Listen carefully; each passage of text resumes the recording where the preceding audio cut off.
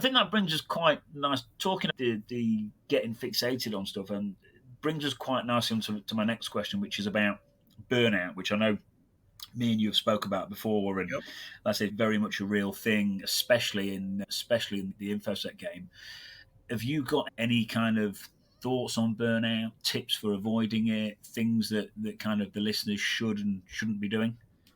Yeah. So I think in any industry where you're passion driven and it's like a hobby, it's something that you love to do, you can get burned out because you don't have it's something that you're interested in. So you always want to do it. It always releases that dopamine hit in your brain. You like what you're doing, you want to do it. So you're driven to work. And I speak from when I got burned out.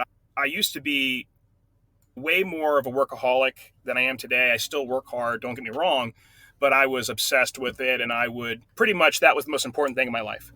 Yeah. And I can't say that today. I can say that I've got a better balance because I think you just mentioned it's important to have balance.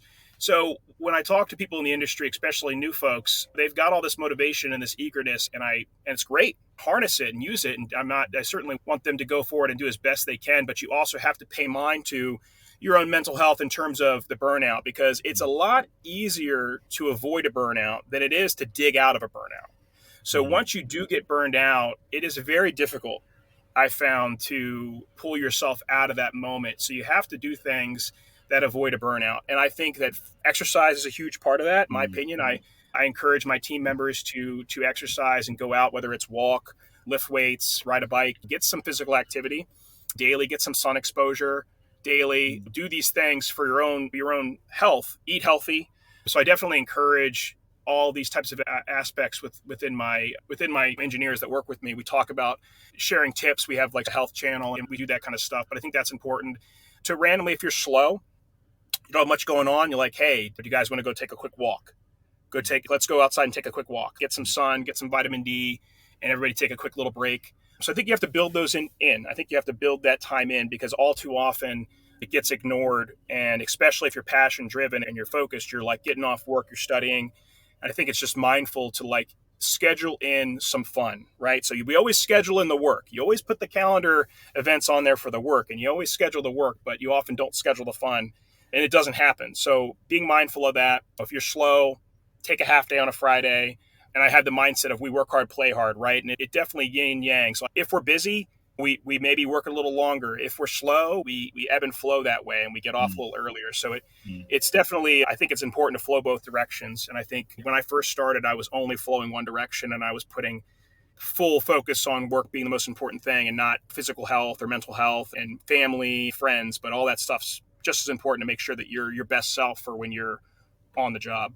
Yeah, definitely. And I think the thing as well, Andrew, some people might think, oh, some of it maybe sound quite simplistic, but how many people out there are not doing that stuff? And also, I know from obviously nature of what I do for a living, I talking to people all day, every day, and the amount of people that have had issues and have really, like you say, gone the other side and have had to dig themselves out. It's a really common thing. Like I say, it needs mention. I like the idea of actually scheduling it.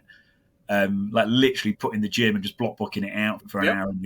I don't do that, but that sounds like a good idea, because like I said, the Zooms go in there, the meetings go in there, everything else does. So why not?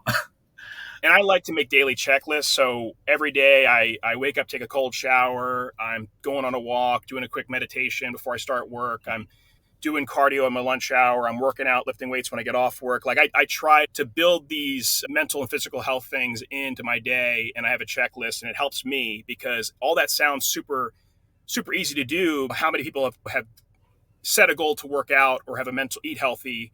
It's easy to eat healthy. It's easy to work out, but is it easy to do every day for 90 days with respective breaks in there for recovery?